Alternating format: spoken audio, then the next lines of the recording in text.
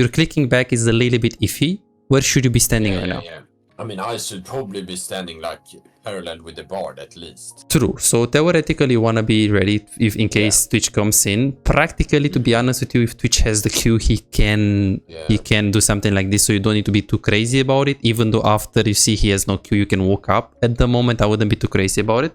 So some positioning like this can be good. Personally, if it was me, I would stay very close to my support, because if you're right here or right here and they go on you like this angle with Twitch, they get 3 auto attacks, PTA, then run. Bard can't do shit. So the best positioning is this. Yeah. Right here. I think I struggle with this. Oh yeah. You see, parallel positioning is good, but it's good in specific matchup. By the way, this is ruler. This is ruler in LPL. Yeah. So hey guys, besides here, and in today's video, we're going to learn a lot about laning phase, trading, positioning, wave management, lane management, and more things. This is a master tier coaching session, so if you really want to get better, this is a great video for any rank below Grandmaster. So make sure you watch this till the end. Enjoy. Yes, okay, so what was the goal of this lane phase? I mean, it was to, you know, win the lane. Okay, good. Like either get kills or dude, what is the music? Yeah. Wait, can you also hear it?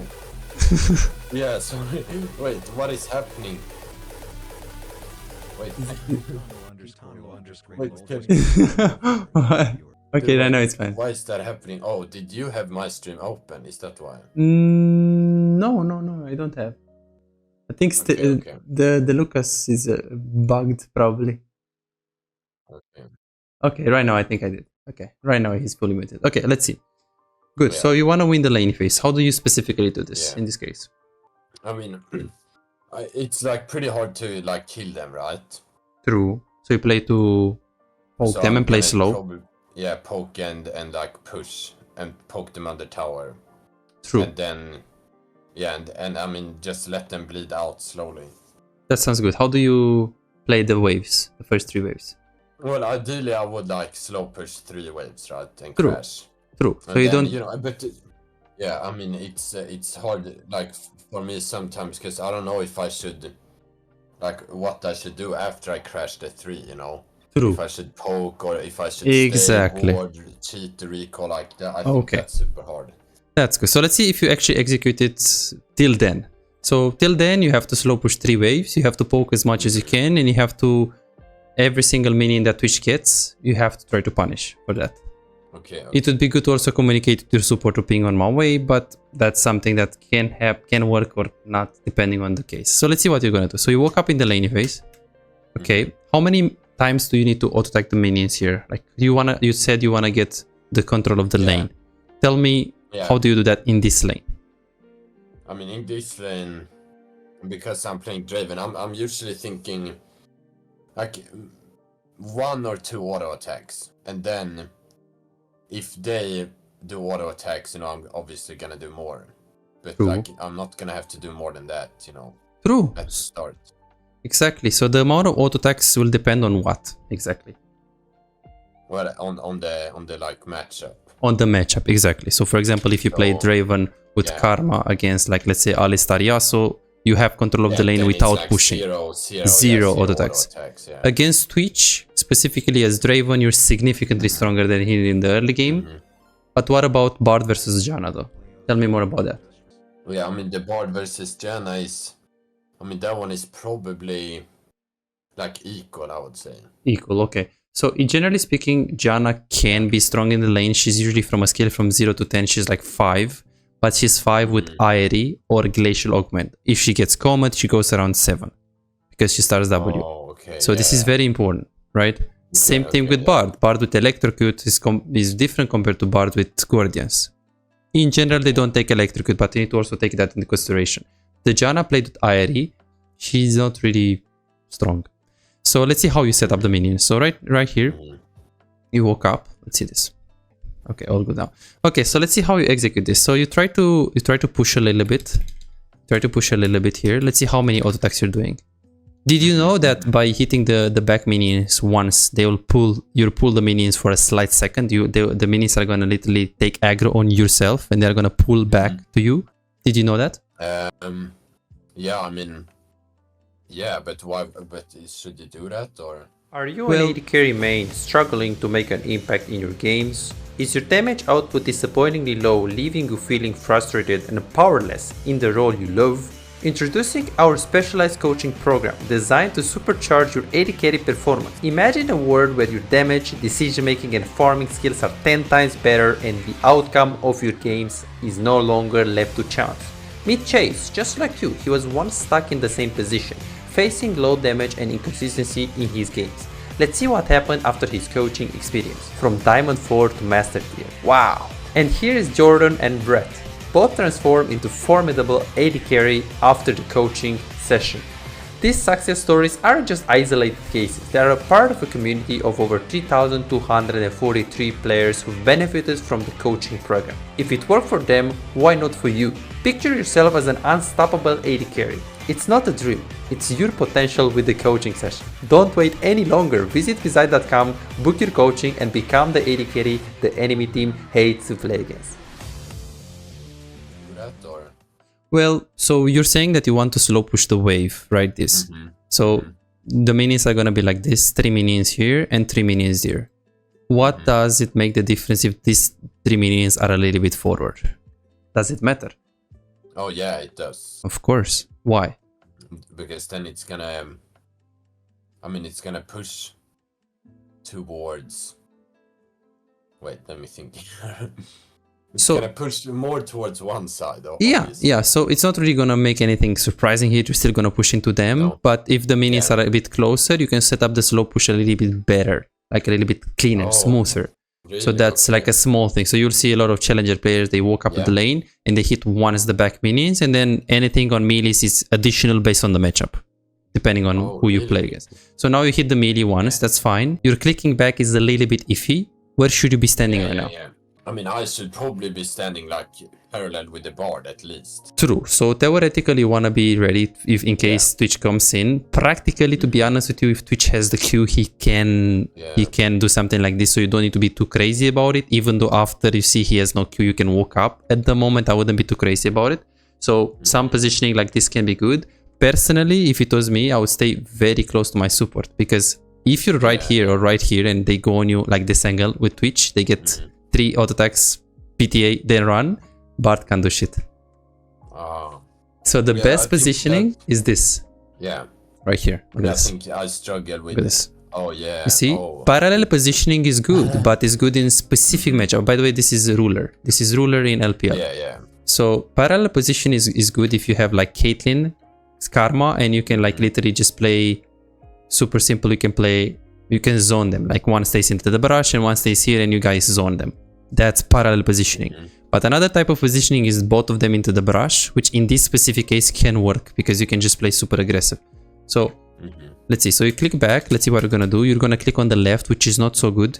Because again, if they just trade on you, it's GG. Clicking is not so good here.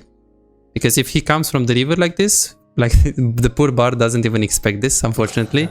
This guy probably never played Twitch, but you played Twitch, so you know this cheese for sure. Yeah. You woke up, sure. So you auto-attack this minion just because you want to keep your access. Be very careful because again, your movement, look at your movement, how much you're like close to the river. Be very careful with this. This can be very punishing.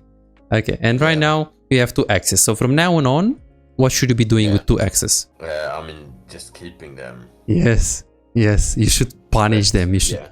You have Halo Blades, which is a good thing on Draven, especially if they don't have tanks, which they don't, so this is good.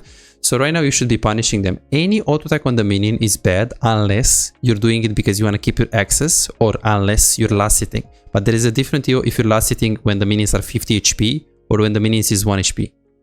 What's the difference? Yeah, I mean, you're gonna push faster if you hit it at 50. Perfect. So you don't want to do that.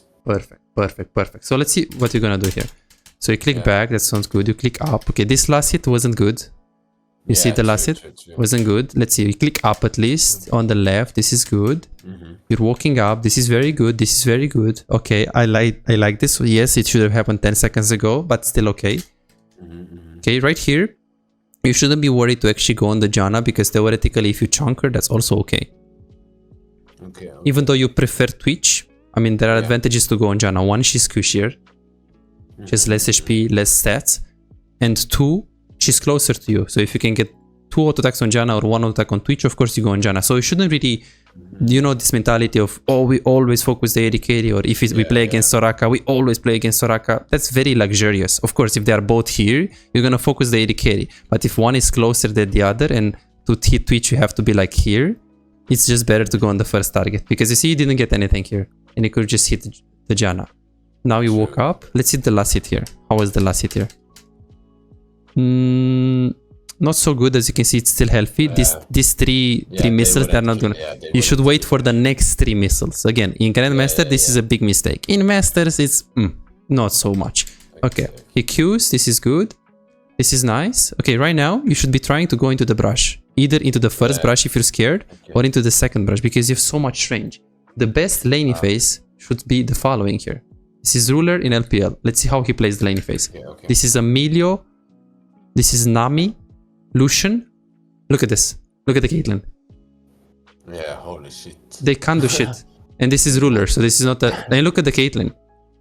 Look at the Emilio and the Caitlyn. You see the positioning? Look at this. This is Challenger. And look at them. How unplayable is that? You see? And it's Nami Lucian. It's not a bad lane. Look at them. And you see the Caitlyn is really faker because what she's doing right here is that every time when she's hitting either Ruler or minions, she's out of the brush. Do you see this? Look at this. When she's last hitting a minion, she's not really... She's always out of the brush because if she's last hitting from the brush, they give vision. Oh, yes. You see? So look, she's getting out. Oop, she's getting out. She's getting in. No way, man. Q from the brush. They didn't see the Q coming. Easy peasy. Then here, look at this. Auto attack. Then she went in the brush instantly. Then out of the brush because she wants to last hit. Then into the brush. The minions don't hit her at all. This is what you should do. Okay, see. So you never... I mean, you're probably not gonna have the range on Draven. You're not gonna... You just zone, yeah. If you just zone and you just try to like pressure them. So you should never like hit standing in the brush like. No, that's bronze. Yes. Okay. Exactly. Many people, even in Masters, they don't know this. They don't know this. I haven't. I've probably like seen it, sometime. Yes. But I've never like actually thought about it. Yes, it's really good with Draven, and be careful because they can do this because they have more range. But of course, if you have Alistar at level 1, you can't do this with Draven. So it depends on the matchup. So that's one thing. If you just pause, like I've been like thinking about because because I've been thinking about this like standing on the right side of the lane, in the bush when you're ADC. Yes. And if for me when I do that, it feels like very nice. But then like I saw some like video where it was someone who said like, oh, ADCs should always be on like the left. I see. Yeah, it's like have more open air, but I think he maybe played Ezreal or some shit. Yeah, it's like different because it depends on the matchup. Because there are a lot of matchups where you can do that with Melio, Caitlyn, and you can just zone. But there are other matchups where, let's say, you play Karma, and if you play Karma, you want to stay on this angle like this, and the Caitlyn can stay on this angle, so you can like zone them like this. Like this. So it depends. So there is the parallel positioning, which can be good as long as it's not like you wanted to do like really far. Like this is not parallel. You have to stay a bit closer. So in case Bard gets pranked, you're there. Or in case you get pranked, Bard is there. Because if you stay wide parallel, that's not good. Be careful because you wanted to stay wide parallel. He was walking up. Not so good. So wide parallel positioning is good. Brush together positioning is also okay in matches where you can zone, or just the majority of the cases you can use parallel positioning but a little bit in the back of the support, so he has to be a bit more forward than just this, because just in case you get pranked, he's just immediately gonna follow. But if you guys stay together like parallel, it might be easier for the enemy team to just jump. So rule of thumb, 1, parallel positioning, but it has to be closer to the Bard or closer to who you have here. If it's a Senna, you can stay a little bit more like this because she has more range. Parallel positioning, but you a little bit backwards in case they have a hook and you still want to zone, but they have a hook, so you can't be the one that is walking up. Or just brush positioning in matches where you have significantly more range is just what you should be doing. So these are like kind of positioning. So you punish. This is good. For some reason, I've been like scared of being in the bush. Yes.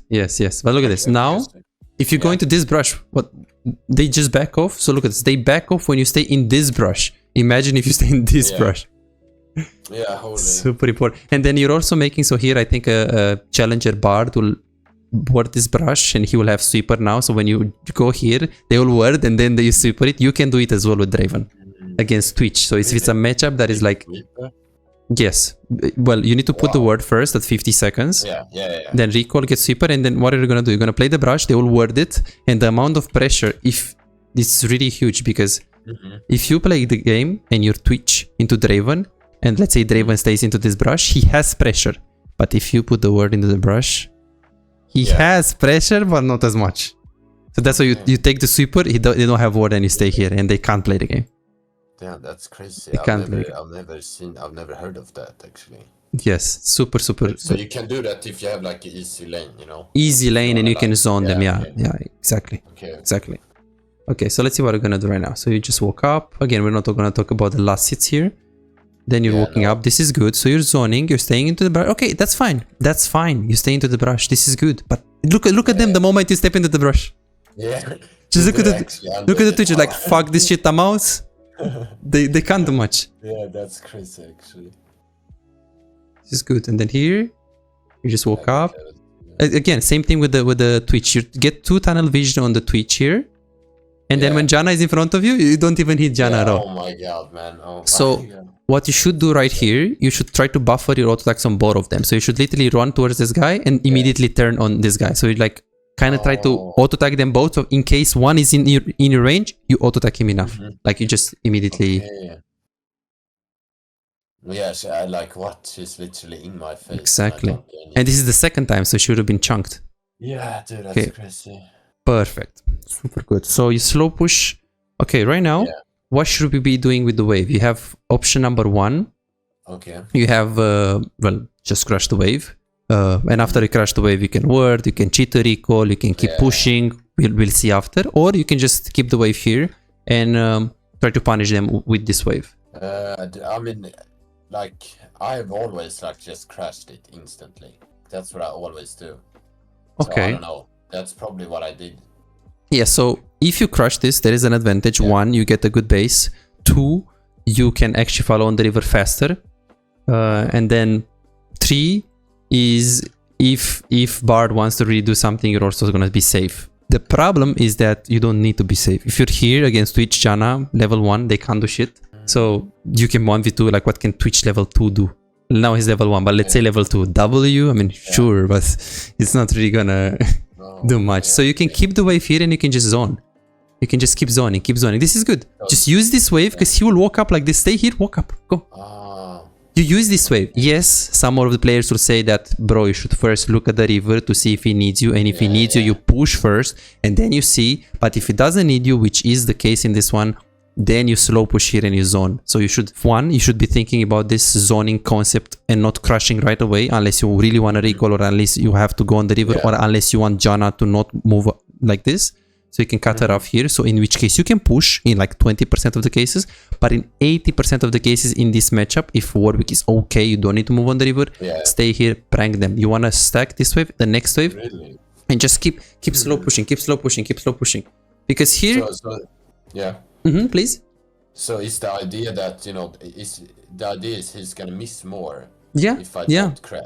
And you're gonna crush on this the next wave if you really want it, or the next wave, but he's gonna be chunked. Oh really, dude? That's exactly. I've never thought about that. Because if I'm Twitch right now, let's see, do we actually push it? Like you're pushing. If I'm Twitch, I'm happy. Like thank you. Give me the free farm. Exactly. I mean, give me the free farm. Because here you started saying, okay, I wanna, you know, pressure them in the tower, which is good. If you think you can kill them in the tower, you should crush right away. I wouldn't even look at it. You should crush and punish them, or if you know you can get plates. Getting plates now, or like diving them now, it's crazy. So that's why the moment you crush is the moment where you know you can dive or pressure them significantly into the tower. If you don't know you can do that, then why do we need to crush here? Because look at the Twitch. If he's bad, he will miss minions, but if Janna helps, which she doesn't, he will lose like 10% of the minions. That's pretty much it.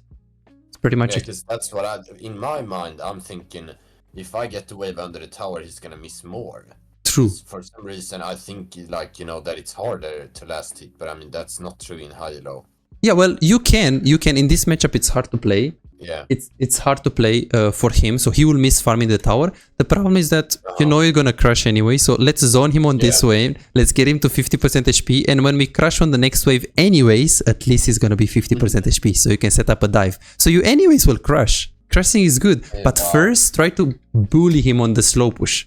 That's really the concept. Because it's not bad to crush, it's good. Your concept is good. I push him, he misses minions. True.